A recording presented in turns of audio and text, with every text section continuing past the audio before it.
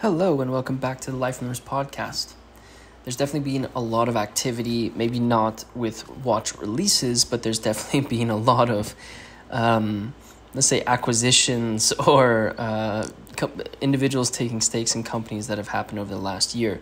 Certainly is an exciting sort of change and something that's happening in the watch industry. I think it's really a good example of how, the industry is really not standing still, but there obviously are some signs that would be worrying from a monopolistic standpoint. So we'll get into some of these acquisitions. We'll also talk about a watch that really caught my eye recently, and a few other things. So if you don't know, I think the biggest news this last week was the fact that Bernard Arnault, the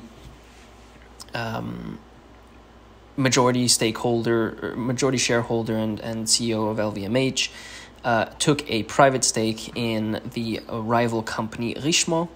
Obviously, LVMH owns a lot of watch and jewelry brands, Richemond as well, and so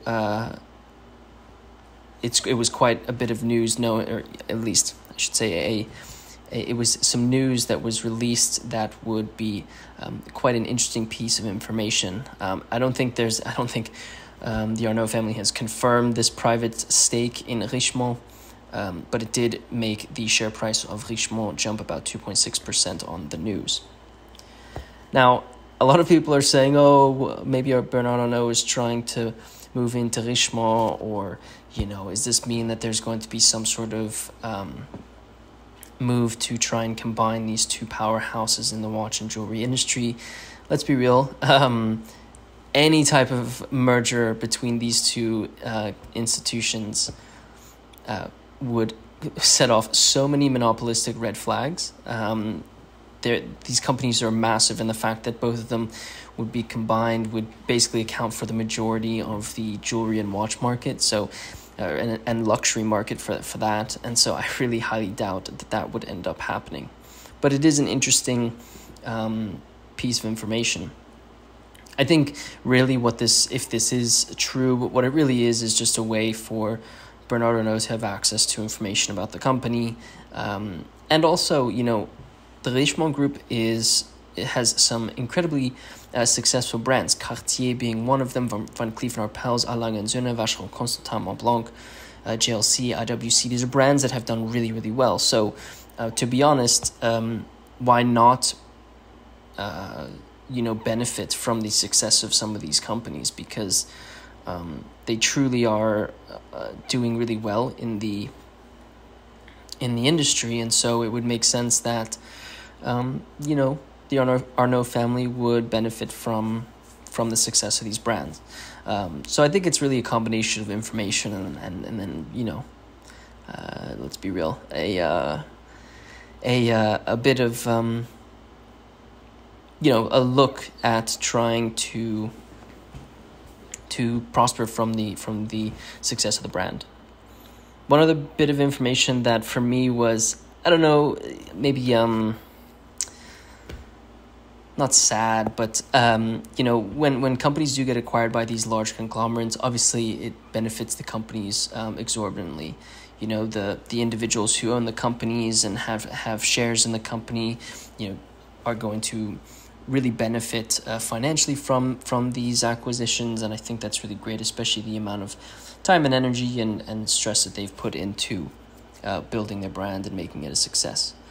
The thing with these acquisitions, though, is that oftentimes this can lead to, the rules of a large organization being applied to some of maybe smaller independent companies that were independent in the past, and it just really adds that layer of bureaucracy that comes with large institutions. With that being said, it was announced that LVMH acquired the Swiss clockmaker Lepe 1839.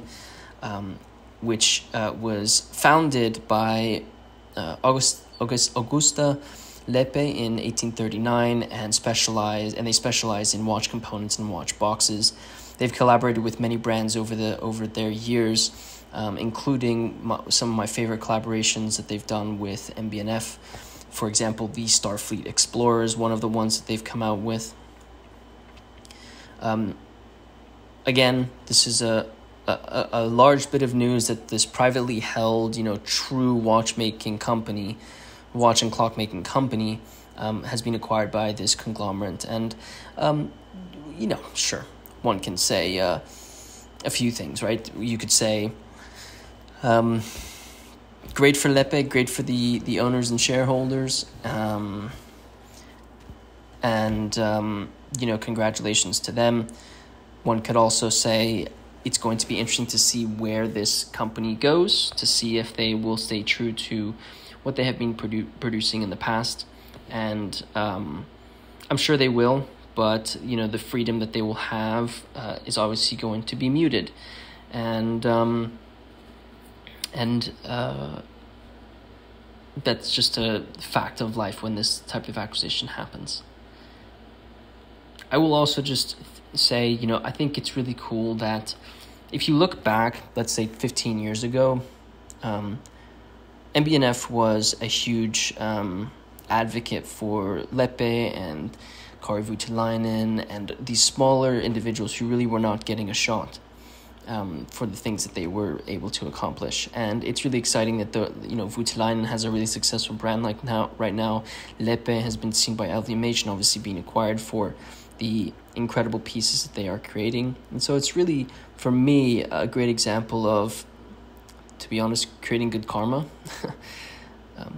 That's a very nice way for MB&F to contribute, and I only hope that MB&F will get some of the benefits, and they definitely have, but by bringing to light some of these incredible creators, it's definitely important.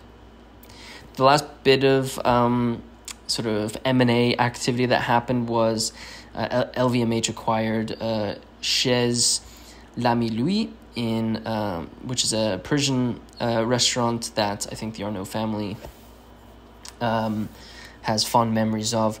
Completely irrelevant, but an interesting acquisition, especially for the makeup of LVMH.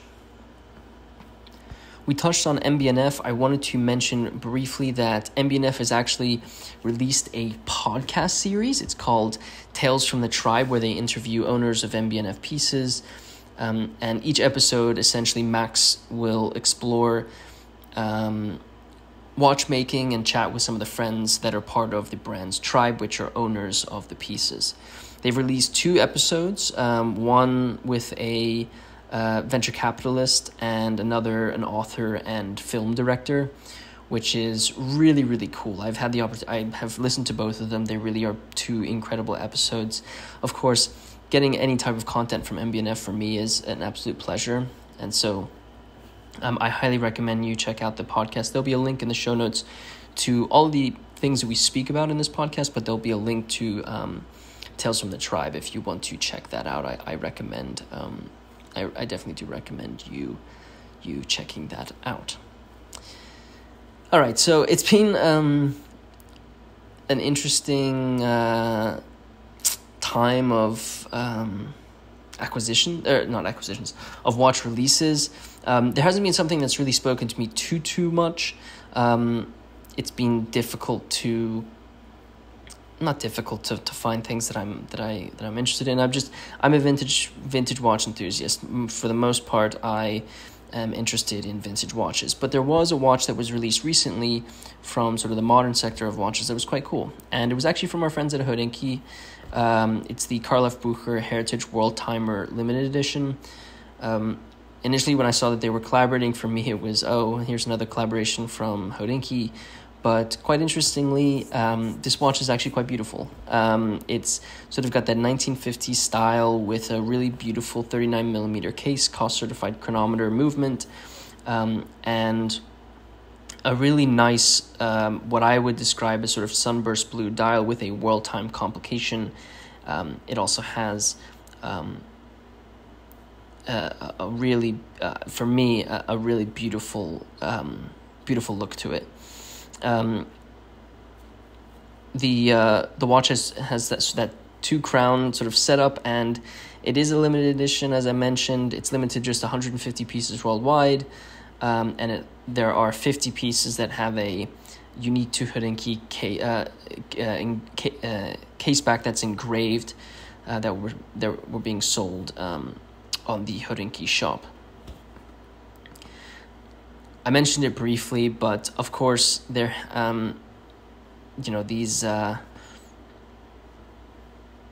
these pieces, I think Hodinkee's been criticized in the past for doing a ton of limited editions. Like, it just seems like it's the rinse and repeat of what Hodinkee has become nowadays. And I totally understand that argument. But as an organization, this is the strategy that they've decided to take. For me, if they're producing watches that I think are beautiful and fit into the aesthetic that I would want to wear, I don't have a problem with it at all. It's a really beautiful world timer for, I think, $7,500. You're getting a lot for your money. Karloff Bucher, is a namesake in watchmaking. I think the world time complication is something that you probably don't see very, very often on individuals' wrists. So really, it's just a unique sort of place to be. In sort of the current setting of watch production. Of course, everyone has their own opinions about the limited editions. Everyone will have an opinion about this. What is interesting is I think this was released on the 27th of June, and there are still, at least when I'm recording this podcast, it does look like there are still some of these pieces available on the Hodinkee shop. So maybe the reception for this piece hasn't been as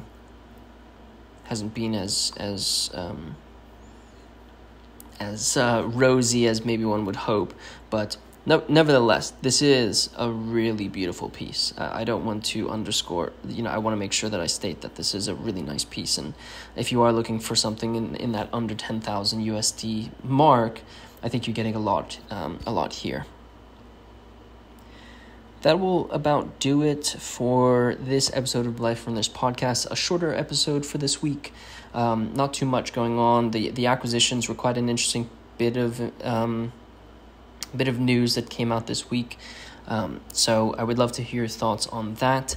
If you are new to Life from the Wrist, be sure to follow this podcast so you are notified when we do upload our podcast weekly. I encourage you to check out our social media accounts in the show notes of this podcast. I would love to hear your thoughts on some of the things that have happened this past week, so you can send us a message on Instagram, Facebook, X. You can send us a message on our website as well.